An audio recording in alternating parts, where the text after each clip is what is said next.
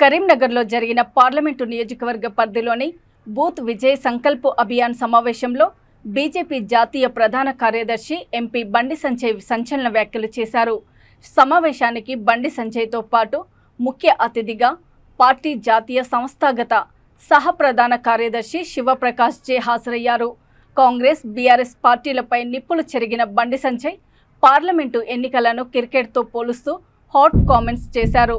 IPL cricket మాదిరిగానే దేశ రాజకీయాల్లోనూ Indian political league IPL match నడుస్తుందన్నారు.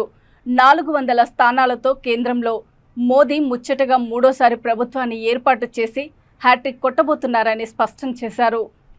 IPL match నడుస్తుంది, చూస్తున్నారు అందరూ. ఐపీఎల్ మ్యాచ్ నడుస్తుంది. ఐపీఎల్ మ్యాచ్ క్రికెట్లోనే కాదు, ఇవాళ రాజకీయాల్లో కూడా ఐపీఎల్ మ్యాచ్ ఉన్నది. ఇవాళ దేశంలో, భారతదేశంలో ఐపీఎల్ మ్యాచ్ నడుస్తుంది. క్రికెట్ టీం కాదు, రాజకీయ టీంతో. ఇవాళ దేశంలో ఐపీఎల్ మ్యాచ్ రాజకీయ పరంగా నడుస్తుంటే దానికి క్యాప్టెన్ ఎవరంటే నరేంద్ర మోడీ గారు, మన క్యాప్టెన్ దేశంలో. ఇలా నరేంద్ర మోడీ గారు ఐపీఎల్ టీం మ్యాచ్ లో ఇవాళ క్యాప్టెన్ నరేంద్ర మోడీ గారి నేతృత్వంలో ఈ దేశంలో భారతీయ జనతా పార్టీ 400 పార్లమెంటు స్థానాలు, 400 పాయింట్లు సాధించి ఇలా నెంబర్ 1 గా నిలిచి దేశంలో ముచ్చటగా మూడోసారి అధికారాన్ని చేపట్టబోతుంది. ఇవాళ కాంగ్రెస్ తో పాటు ఐఎన్డీఏ పేరుతోని కూటములన్నీ వస్తున్నాయి. గుంట నక్క లెక్క వస్తున్నారు. వాళ్ళు ఐపీఎల్ మ్యాచ్ లో కనీసం దరిదాపులు లేకుండా ఓడిపోయే పరిస్థితి. అవునా కాదా? ఇలా నరేంద్ర మోడీ గారి నేతృత్వంలో ఐపీఎల్ మ్యాచ్ లో క్రికెట్ రాజకీయ ఐపీఎల్ మ్యాచ్ లో మనం గెలవబోతున్నాం 400 సీట్లు. ఇవాళ తెలంగాణ రాష్ట్రంలో కూడా టీపీఎల్ మ్యాచ్ నడుస్తుంది. తెలంగాణ రాష్ట్రంలో, తెలంగాణ ప్రీమియర్ లీగ్ మ్యాచ్ తెలంగాణలో జరుగుతుంది. మన క్యాప్టెన్ ఎవరంటే కిషన్ రెడ్డి గారు, మన క్యాప్టెన్. ఈ తెలంగాణలో టీపీఎల్ మ్యాచ్ లో క్రికెట్ టీం కు కెప్టెన్ గా కిషన్ రెడ్డి గారి నేతృత్వంలో భారతీయ జనతా పార్టీ ఒకవైపు పోటీ చేస్తుంటే, మరోవైపు కాంగ్రెస్ బీఆర్ఎస్ పార్టీలు ఎంఐఎం పార్టీతోని, ఆ పార్టీతోని, ఈ పార్టీతో కలిసి వాళ్ళు గుంపుగా వస్తున్నది.